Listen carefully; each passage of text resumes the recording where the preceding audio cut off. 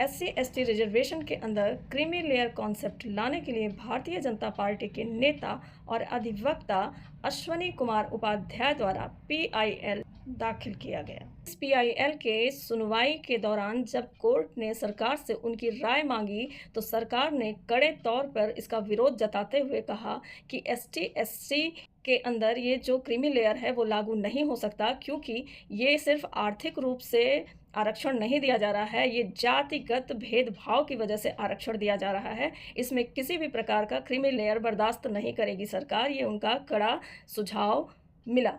और सरकार का ये मानना है कि जो करोड़पति है SC ST में और जो रोडपति है, दोनों को समान अधिकार ही दिया जाएगा।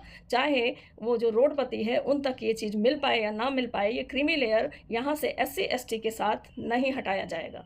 अब आप इससे ये अनुमान लगा सकते हैं कि सरकार की क्या सोच है। सरकार ने निश्चित तौर पे ये एक तरह से घोषित कर दिया है कि इनके साथ जो भेदभाव हुआ है उसकी वजह से ये रिजर्वेशन इनको दिया जा रहा है और ये चीज़ कंटिन्यू बनी रहेगी। भले ही वो अरबपति हो गए हों, धन्ना सेठ हो गए हों, वो बहुत आगे निकल गए हों, लेकिन इसमें कोई भी रिफ़ॉर्म नहीं होगा। ये पूरी तरह से निश्चित सरकार ने अपनी तरफ से कर दिया है कि इसमें कोई भी क्रीमी लेयर नहीं हो पाएगा, जबकि OBC में उन्होंने क्रीमी लेयर कर दिया है। तो सरकार से ये कौन पूछेगा कि क्या ये SC ST में जो गरीब हैं उन तक इनकी ये सुविधाएं पहुंच पा रही हैं। सरकार ने खुले तौर पे सवर्णों के लिए चुनौती रख दी है, सवर्णों का शोषण करते आ रहे हैं और सवर्णों को उन्होंने पूरी तरह से बाइकआउट कर दिया है। UGC जैसा रूल ला करके जो बच्चा अभी नौनिहाल जन्म ले रहा है उसे पहले से ही सरकार द्वारा एक तरह से अपराधी घोषित कर दिया जा रहा है। UGC के रूल में यही है और अलग से कुछ नहीं है। अगर आपको आरक्षण देना है तो आर्थिक रूप से दीजिए, किसी भी कास्ट का हो, किसी भी धर्म का हो, नहीं तो आरक्षण रिफॉर्म करना जरूरी है। और आप लोगों से अनुरोध है कि सब लोग खुल करके इसका विरोध करिए, क्योंकि ये तानाशाही है और ये तानाशाही नहीं चलनी चाहिए। समाज समरसता से चलता है। निश्चित तौर पे सरकार द्वारा जो ये फैसला लिया गया है, समाज इसका कड़ा विरोध करेगा, समाज इसे कभी एक्सेप्ट नहीं करेगा। और आप सबसे विनम्र अनुरोध है कि अब आप ज़रूर इसका विरोध करिए, क्योंकि ये एक तरह से तानाशाही है। बहुत पहले क्या हुआ उसको लेकर के हम आज के जन्मे बच्चे को किसी भी प्रकार का शोषण उसका नहीं कर सकते हैं। ये कहीं का सिद्धांत नहीं है। योग्यता को परखिए, योग्यता को आगे ले जाइए, जो जिस लायक है वहाँ पे उसको बैठाइए। गरीब है तो हर कोई गरीब है, चाहे जिस कास्ट का हो, उसको आरक्षण दीजिए। गरीबी को देख करके आरक्षण दीजिए, उसके कास्ट को देख करके नहीं।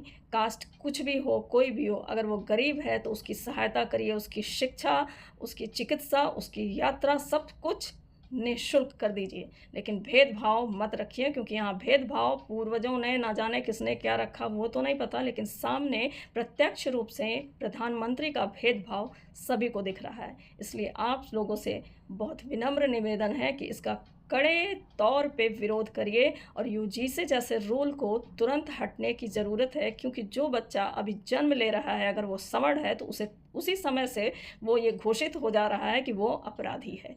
इस चीज़ को बहुत गहराई से समझिए, क्योंकि तानाशाही ना तो कभी चली ना चलेगी।